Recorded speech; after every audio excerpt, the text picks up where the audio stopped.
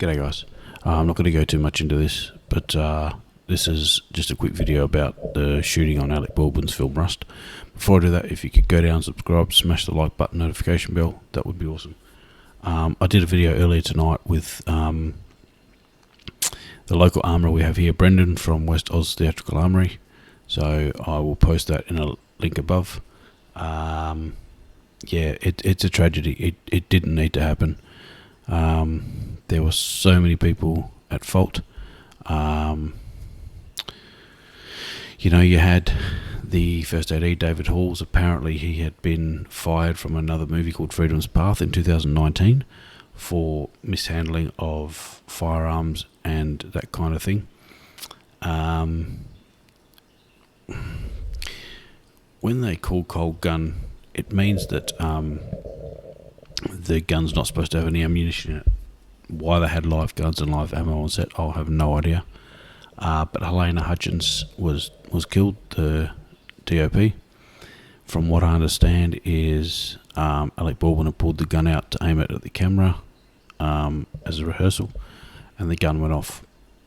They could have used anything else. They could have used a prop gun. They could like just a drop gun or whatever it is.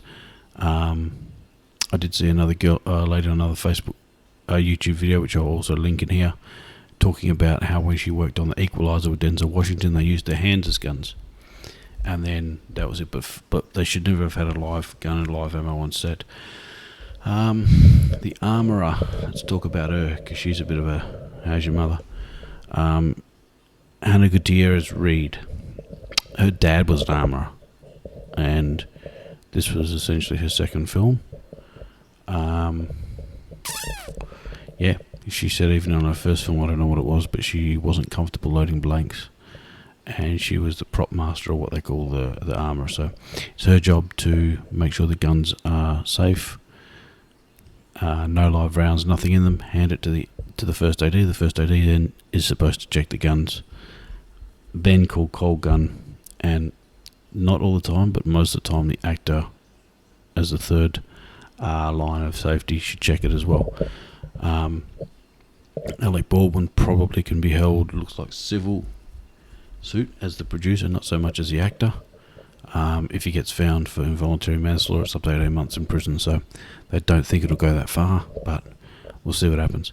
So yeah, there was negligence. It wasn't checked properly. There definitely will be people sued for this.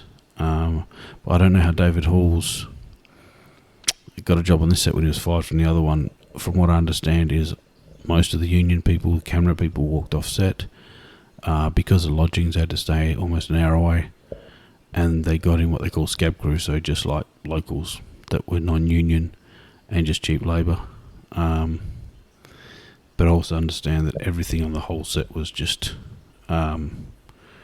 really bad, all the safety and everything. So like I said, I won't go into it too much more. They were filming in New Mexico, so under New Mexico state law, he could face involuntary manslaughter. I don't know, it probably won't happen in LA or anything like that, because it was filmed in New Mexico, so it'll all just depend on what their laws require. The cops went in with a search warrant. They found ammo mixed everywhere. There was ammunition in fanny packs. There was ammunitions, bullets lying around everywhere. There was live rounds mixed in with blanks, and they had them mixed in a fanny pack and mixed on the table, and it's crazy. But again, this is an independent film set. It's not a Hollywood film. I don't know if it would have made a difference on a Hollywood film. I mean, Brandon Lee was killed on a Hollywood film.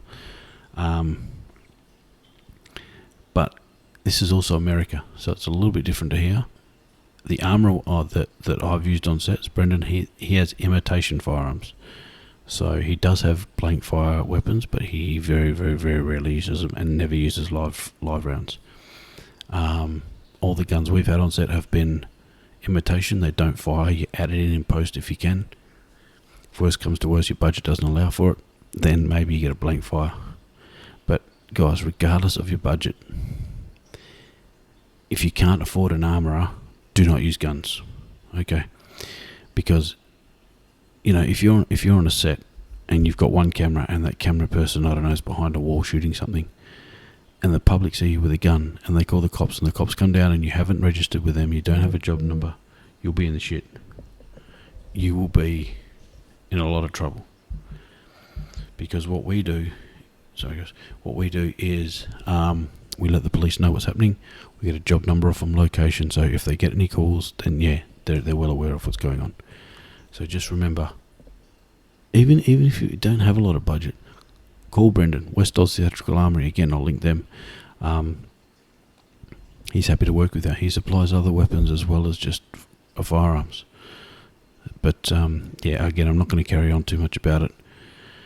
I hope this doesn't scare you guys away here from using guns on set. Like I said, Brendan has imitation firearms. They're not real firearms. So they don't fire any bullets. They make a clicking noise, and you can actually see the space where you can sometimes see the bullets on the other ones.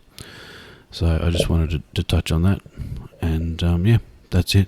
Thanks guys, I really appreciate it. Don't forget to subscribe, and I'll see you on the next one.